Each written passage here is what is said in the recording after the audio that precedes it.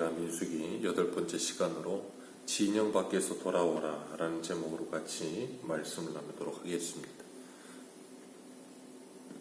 오늘 본문에서 하나님은 이스라엘 백성들 가운데 부정한 자를 진영 밖으로 내보내라 그렇게 말씀하고 계십니다. 오늘 본문의 부정한 자들은 2절에 보면 나병 환자, 유출증 그리고 죽음에 접촉되어 부정하게 된 자들이라고 설명하고 있습니다. 이것 말고도 레위기에 보면 부정한 것에 대해서 말씀하고 있는데 오늘 본문의 이 세 가지의 종류의 부정한 자들을 말씀하십니다. 이들은 이스라엘 진 밖으로 나가게 하십니다. 그 이유를 하나님께서 3절에 말씀하시기를 내가 그 진영 가운데 거하느니라. 거룩하신 하나님이 진 한가운데 거하시기 때문에 부정한 자들이 거룩하신 하나님과 함께할 수 없다는 거예요. 그리고 또한 하나님께서 그 부정한 자들을 통하여 그 진이 오염되는 것을 원치 않으시기 때문에 그렇습니다. 하나님께서 6월절 어린 양의 피로 구속한 하나님의 백성들이 출애굽하여 거룩한 하나님의 백성답게 살아가기를 원하시지 부정한 것과 접촉되어 그들이 죄 가운데 있기를 원하지 않으셨던 겁니다. 오늘날도 우리가 코로나 때문에 참 고생하고 많은 사람들이 걱정하는데 코로나에 의해서 양성 판정을 받아서 확진이 되면 그 사람들은 격리 조치를 합니다. 집안에서 자가 격리를 하든 아니면 병원에서 격리를 하든 사회로부터 철저하게 격리를 당해요. 이유는 하나입니다. 다른 사람들에게 코로나가 옮기니까요. 그런 것처럼 이스라엘 백성들도 이런 자들을 진 밖으로 격리를 시켰어요. 하나님께서 이사야 35장 5절에서 10절에 보면 이런 말씀을 하세요. 그때의 맹인의 눈이 밝을 것이요 못 듣는 자의 귀가 열릴 것이며 그때에 저는 자는 사슴같이 뛸 것이며 말 못하는 자의 혀는 노래하리니 이는 광야에서 물이 솟겠고 사막에서 시내가 흐를 것임이라. 뜨거운 사막이 변하여 못이 뜰 것이며 메마른 땅이 변하여 원천이 뜰 것이며 승냥이에 눕던 곳에 풀과 갈대와 부들이 날 것이며 거기에 대로가 있어 그 길을 거룩한 길이라 일컫는 바 되리니 깨끗하지 못한 자는 지나가지 못하겠고 우매한 행위는 그 길로 다니지 못할 것이며 거기에는 사자가 없고 사나운 짐승이 그리로 올라가지 아니하므로 그것을 만지지 못하겠고 오직 구속함을 받은 자만 그리로 행할 것이며 여호와의 생명을 받은 자들이 돌아오되 노래하며 시온에 이르러 그들의 머리 위에 영영한 희락을 띠고 기쁨과 즐거움을 얻으리니 슬픔과 탄식이 사라지리로다. 아멘. 하나님께서 하나님의 구원이 무엇인지를 분명하게 이사야 35장에 말씀하십니다.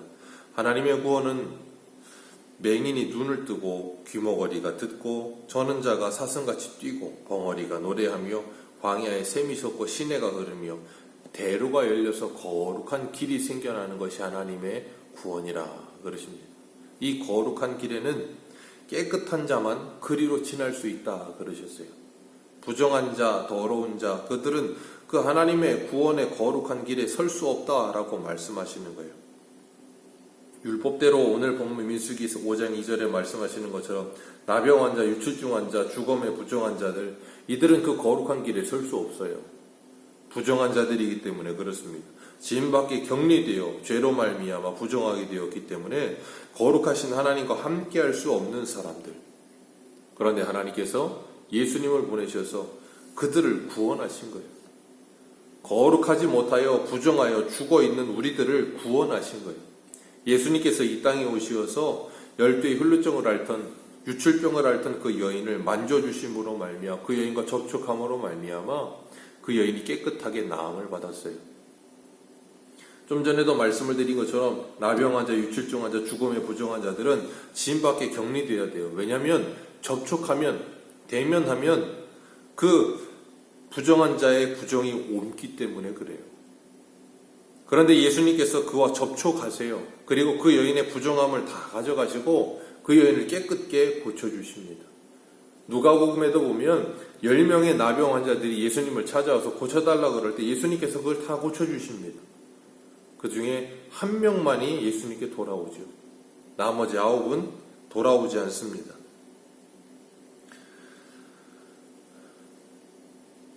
그것처럼 우리들이 예수 그리스도께서 이 땅에 오시어서 죄로 죽어 진 밖에 격리될 수밖에 없었던 우리들을 진 안으로 들여보내주시는 거예요.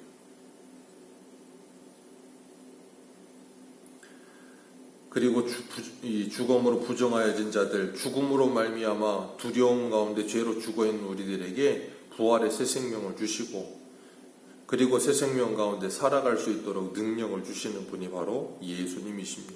그래서 예수님은 찾아오셔서 부정한 우리들을 정결하게 하시고 우리들을 회복시키시어서 우리가 있어야 될 본래의 자리로 우리를 다시 돌려보내 주시는 거예요. 오늘도 우리가 죄로 말미암아 부정하여 하나님의 지임 밖에 격리되어 있는, 그래서 그런 모습으로 우리가 살아갈 수밖에 없는, 다시 바꿔 말해 우리가 죄를 짓고 살면 하나님으로부터 격리될 수밖에 없어요. 알아서 자가 격리됩니다. 하나님과 가까이 하지 못해요. 하나님으로부터 오는, 예레미야에도 말하는 것처럼 하나님으로부터 오는 좋은 것을 우리의 죄가 가로막는 듯다 그러세요. 우리 스스로가 격리되는 거예요. 자꾸 멀어져요. 교회의 공동체로부터 멀어지고 하나님으로부터 멀어지고 점점점 자꾸 멀어집니다. 그렇기 때문에 하나님께서 우리들에게 뭐하게 하시는가 하면 그 짐 밖에 있지 말고 이리로 들어오라, 그렇게 말씀하시는 거예요. 이 부정한 자들은 레위기에 보면 누가 이걸 확증하는가 하면 제사장들이 이걸 보고 확인해서 부정한 자, 정한 자를 정합니다. 제사장들이 부정하다 하면 부정한 것이고 제사장들이 정하다 하면 정한 거예요. 우리의 대제사장 되신 예수님께서 우리의 부정함과 정함의 기준 되시는 거예요. 그 예수 그리스도 안에 있으면 정한 자요, 예수 그리스도 밖에 있으면 부정한 자인 것입니다. 오늘 본문 6절에 보면 우리 6절 같이 한번 읽습니다. 시작.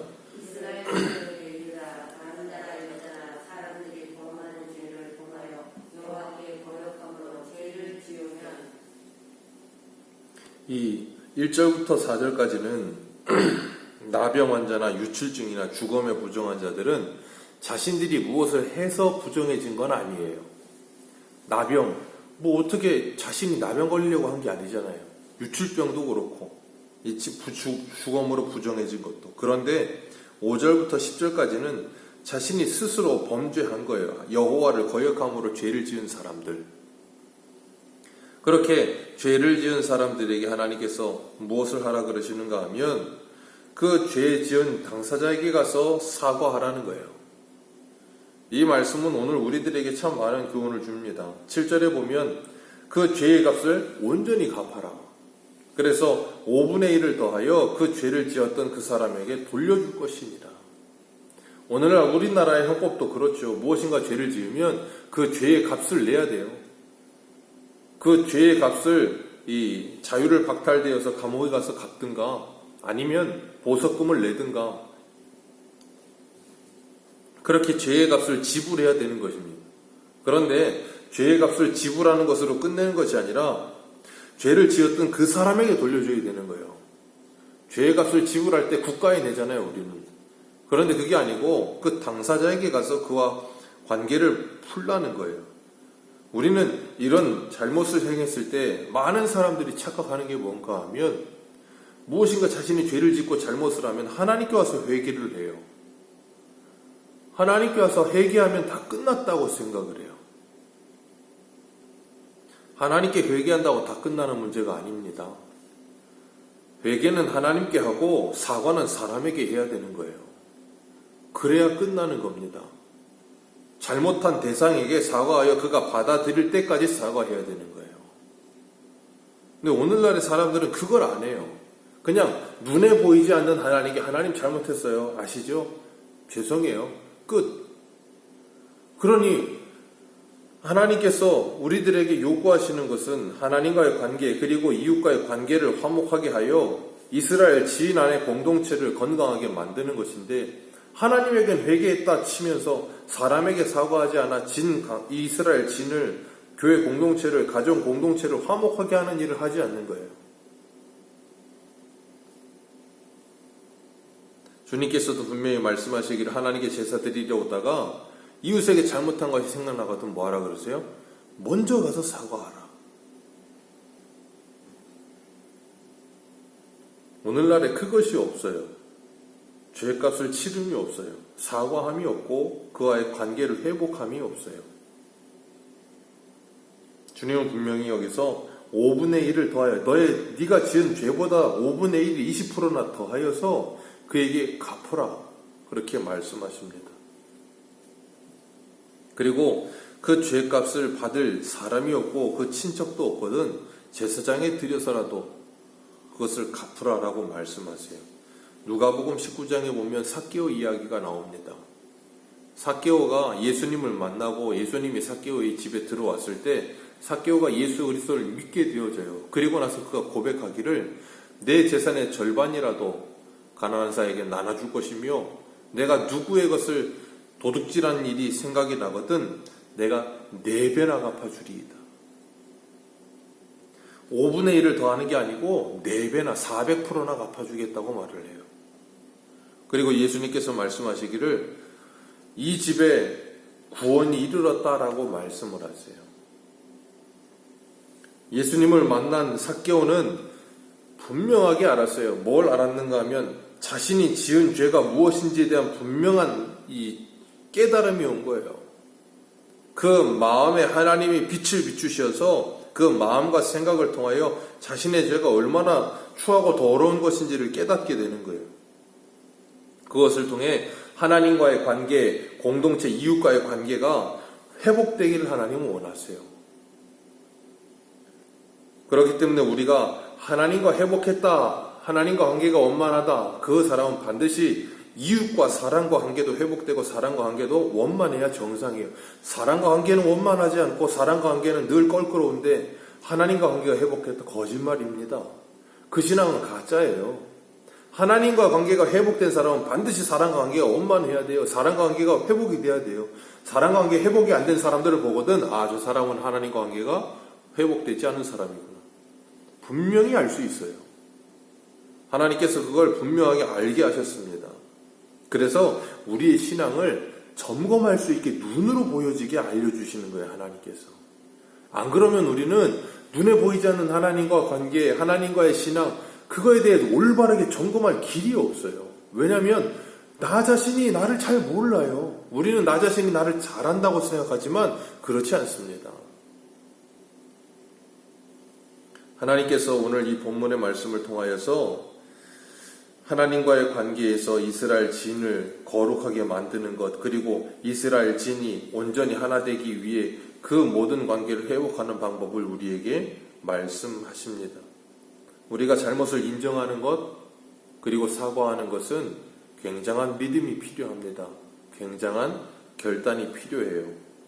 그러나 하나님께서는 우리에게 그것을 명하셨습니다. 진정한 사과와 관계의 회복을 이끌어낼 수 있는 사람은 참된 믿음을 가진 사람만이, 하나님께서 예수 그리스도로 말미암아 우리를 어떻게 용서하셨는지를 정말로 경험한 사람만이 가능하게 할 수 있는 일이에요. 우리를 용서하시고 우리의 죄를 사하신 하나님의 은혜와 예수 그리스도의 십자가의 사랑을 우리가 진정으로 받았고 그것을 누렸다면 이제는 내가 잘못한 것이 드러났을 때 사과하며 관계를 회복하며 공동체를 다시 하나 되게 하는 일에 힘쓰는 하나님의 사람이 되어야 할 줄로 믿습니다. 부정한 죄로 내가 병들었다면 내가 지인밖에 격리된 사람인 것처럼 생각하여 나 지금 하나님과 멀어져 있구나 하는 것을 자각할 수 있어야 하고, 그리고 하나님과 관계를 회복하기 위하여 엎드려 회개하며 예수 그리스도의 십자가의 공로를 의지하고, 그럴 때 하나님과의 관계가 회복이 될 것이고 진 밖에 격리되었던 내가 진 안으로 들어오게 될 것입니다. 진 안에 들어온 나는 진 안에 있는 이들과 관계를 화목하게 하며 그 무너져 내린 관계를 다시 회복하여 정말 하나님 앞에서 그리고 사람 앞에서 아름다운 하나님의 사람으로서는 우리 모두가 되시기를 주님의 이름으로 축복합니다. 기도하겠습니다.